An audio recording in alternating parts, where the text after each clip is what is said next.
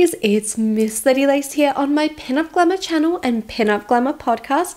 Today I'm super excited as we're going to be joined by a special guest and we're going to be discussing the topic of if you need to dress vintage all the time. Grab your favorite cup of tea and let's get into today's topic. If you're tuning in from YouTube, I would love to hear from you in the comments below. Let me know if you enjoy dressing vintage, do you do it full time, how do you make it work for you? And also let me know if you couldn't dress in this aesthetic, what aesthetic would you pick? For me, I've been playing around with vintage styling since I was 14. I started styling awkward victory rolls, wearing red lipstick, and playing around with different vintage inspired looks. I can remember going to a birthday party dressed as Betty Page, and for my 16th birthday, I actually had the theme of burlesque for everyone to dress up in. Dressing up brings me a lot of happiness, and I really love walking around and seeing how many people smile and make comments, and generally bringing a bit of brightness to everyone else's days too. I really can't imagine dressing in a different fashion unless it was something else historical. Pinup and vintage is just something that really speaks to me. Dressing vintage is expression and art I get to do every day. Joining me today, I am so excited to introduce our extra special guest.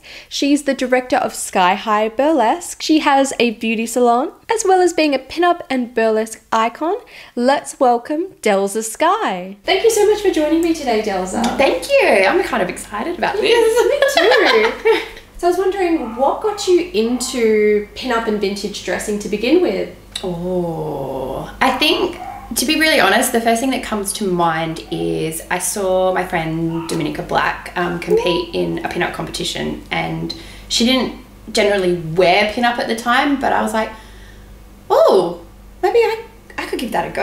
And then literally I did that competition and didn't change my style since.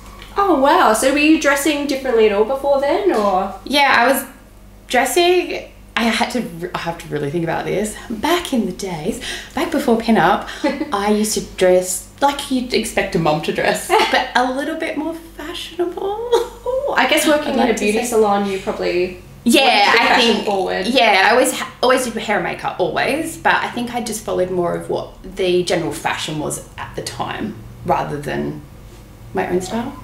Yeah. Have you ever played with alternative fashion, or? No, not really. Like, I'm going to show my age here. Back in the 90s, I dressed like the typical goth girl. Oh, fun! 90s goth girl. I think all pinups start in gothic. That area. Low fashion, and then move over into pinup. Yes, so if you can imagine, you know, the little short tartan skirt and the Doc Martens. Oh, I love it. That was a main combination. So yeah. Other than that, yeah, I think I just always followed the trend of what was social media. Or no, we didn't even have social media then.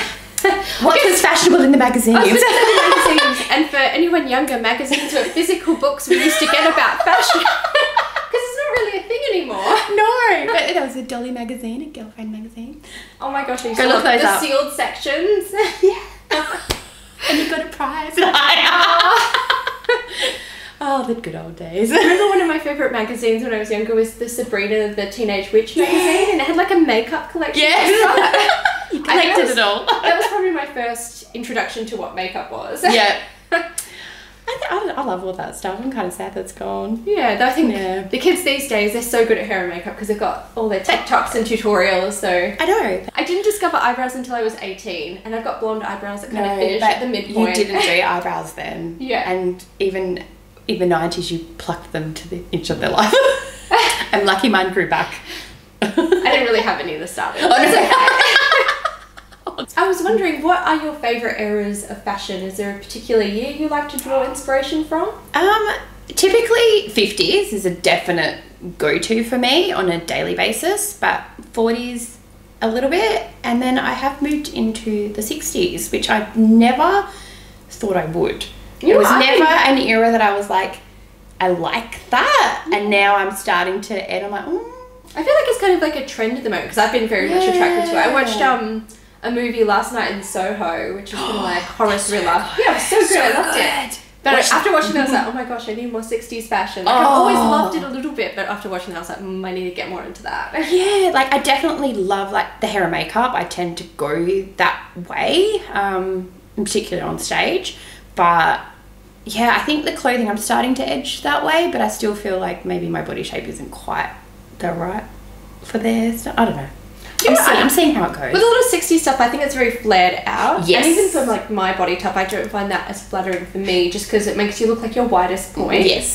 Yes, I like to be able to cinch that waist in. But there's definitely some more 50s inspired looks that were used in the 60s, so you can amalgamate everything together. Definitely. Yeah, and definitely taking more of the hair and makeup is what I also use for my daily look. Like, I wouldn't say I'm historically accurate for the 40s or 50s. It's very closer hard to the to do. 60s. It's very hard to do. I think it's just a bit silly to try and set those rules like you have to be historically accurate. Absolutely. Like, the thing is, it's so long ago, how do we even know exactly what was correct? Yeah. I was wondering, have you found vintage dressing to be something that's affected your confidence at all? Definitely. I think once I got, to be honest, when you start dressing pinup, when it's very new to you, It can be so scary, isn't it? Yeah, and I originally felt kind of frumpy with the dress length because I was so used to having quite short. I feel like the opposite now. Unless it's a play suit, I want my dress to be below my knees. Yeah, but if you've not worn it before, it is a really long length. Yeah, so, and I think that was the hardest part to push through was that bit. But once I got there, I was like, oh, this style suits me much better and I feel so much more confident. Whereas previously, I'm trying to put on clothes that the magazines and the brochures and whatnot are saying, this is fashionable, this is what you should be wearing. It wasn't fitting my body, so I was doing that whole going through my wardrobe going, I've got nothing to wear, and throwing it all out. Now I literally open my wardrobe and just go, you today. Oh, I still sometimes feel like I have nothing to wear. I do when there's a special occasion. Yeah. Oh yeah. Day to day, I'm fine. Special occasion, I'm always like, no, anything new now. But yeah, I just think being able to just chuck something on and be confident about it, and I think it's because it fits me better. I'm even not scared of colour. Like, I hardly have anything black in my wardrobe now. Did you not used to wear a lot of colour? No. Oh, okay. No, it was like very beige. Oh. I think that's the best word for it. And now you're a rainbow. Yes. With a lot of blue, but a rainbow still. Yes, I have a lot of blue. But yes, a rainbow. And I have my wardrobe actually allocated in colour. Oh, me too. Mine goes, it's in colour, and then I have it so it's separate dresses, formal dresses. You're the same as me. It just makes it so much easier. Yes. And you just go, yep. Yeah, I don't think I've seen your closet. I totally want to see it at some If you point. do, just give me the heads up so I tidy it. Oh, I'll show you mine today. It's pretty tidy, but sometimes it gets a bit messy when I've been doing a lot of stuff and gosh knows what's everywhere. Other than that, it's fine. It's all nice and neat otherwise. Yay! It's all hanging out pretty.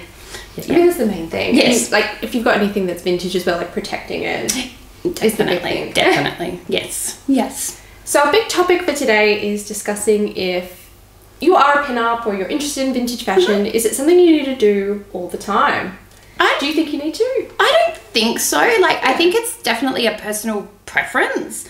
For me, my closet is majority, like I would say 95% is now pin-up styled. Even if I wear jeans, they're a pin-up style high-waisted. And other than my gym gear, it's all pin-up. So for me, it's an everyday basis. Yeah. But I definitely don't feel that for everybody it has to be. It could be that you just, when you go out for an evening, you dress up because that's the way you want to dress. Even going to pin-up events, I don't think that you need to be dressed pin-up to be included. A lot of our meetups we do with the pin-up community, many people don't come in vintage fashion. They just want to be a part of the community because it's something they love still. That's it. So I don't think that it's either you do it full-time or you don't do it at all. I think it's personal preference 100%. Yeah, I'm a big believer that you should dress the way that makes you feel happy rather than trying to make other people happy. Definitely. Just because what's the point otherwise? Yeah. Like, I sometimes, I have people now where they're like, oh, you don't have your winged eyeliner. I'm like, yeah, I just didn't want to do it today. Like, that's the sum of it. I often wonder if people who spot me out in the gym, they're like, oh, that girl kind of looks like Nicole, but not at all. Because, I don't dress, unless I'm coming from something or about to go to something after the gym, I wear my gym clothes and I'll be usually, like, not pinned up at all. Yeah. That's the only time that you probably will see me without makeup is at the gym. Like, it's just... Yeah, I do also love the makeup, so... Yeah. But I was wearing a little bit of makeup to the gym and then, like, you get really sweaty and then you get mascara in your eyes. It's not fun. Oh, dear. That's how sweaty I get. So for people who maybe, I have lots of friends that can't dress pinup all the time for their occupation or things like that, or they're a mum, they don't have the time. How do you think they can incorporate pinup into their look? Do you have any tips for them? The easiest thing I could probably say to incorporate it into your look is by chucking some hair flowers into your hair. That's so fun. Like just a quick, like, you know, pin up and then chuck some flowers. Like kind of like I've done today. Yeah. You know, maybe the red lipstick will always, I think that's just a dead giveaway. Such a classic signature to the pinup. Yeah, like you don't have to do your winged eye. Like that's an era. That's not a pinup thing in general. But yeah, and maybe just like even just like your summer dress, like, and then you put a brooch with it, or you know, some like pearls, or I don't know, things like that. Yeah. I think you can just accessorize without having to be fully pinupped. Definitely. Yeah. And I think you can definitely cater getting ready to what you're doing. So if you've got a long time to get ready, you can be full pinup. But if you don't, you can have like your 5-minute routine. So like chuck in a hair flower, pop on a cute cardigan, whatever you want for that event. That's what I do, like depending on what it is. Yeah. I don't take an hour to get ready every day. I did joke with some of the school mums once. They asked me how long I take to get ready, and I said, 2 hours. I was joking. People just don't get it though. That's a question I get asked a lot, and a question that often does rub me the wrong way. And I don't mind, like, if it is someone who is looking to dress pinup and they're genuinely interested in how long it does take, I'm always happy to answer it. But quite often it's a ruder older man who's kind of like barking why I like to take so long to get ready. It literally doesn't take me any longer to dress this way or have my hair and makeup this way than it does to put any other type of outfit on. Like I think for a lot of people, they don't realize how long the natural makeup look takes. Like, it does take time to create that aesthetic still. To still do natural.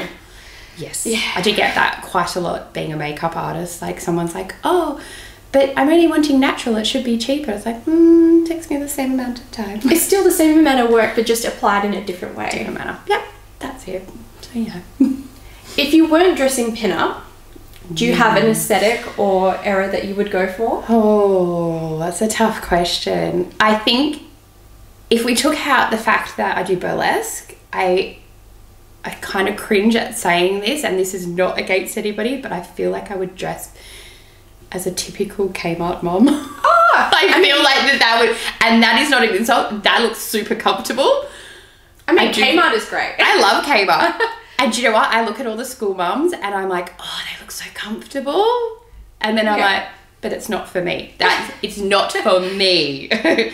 But taking burlesque into account, I think I would still be very colourful and out there. It just probably wouldn't have a pin-up aesthetic to it. But yeah. Before we finish up today, I was wondering if you've got any exciting projects coming up that you'd like to share with everybody. Oh, exciting projects. So obviously there's Fringe coming up. Ooh. But that's an obvious So one, there's isn't it? 007 and Wild with a Double D, the two shows you're producing. Yes, so we have them in Perth and in Adelaide. Oh, Adelaide. For anyone that's in Adelaide, you never know. Yeah. And then I am working on a new show. Ooh. So that will come out May, I believe. I think the date has not been set. And then Battle will be back again. So Battle Burlesque is a big burlesque competition. They work in duos. It'll be lots of fun. So keep your eyes out if you want to enter that. Yeah. And if they want to follow you to keep up to date with all your shows, where can we find you? Absolutely everything is under Delza Skye. So type Delza Skye in, you will find the website. The website then has Sky High Burlesque on there as well. Everything is literally on the website, or you can go onto Instagram and there's my link tree that has absolutely everything there. Literally just type in Delza Skye.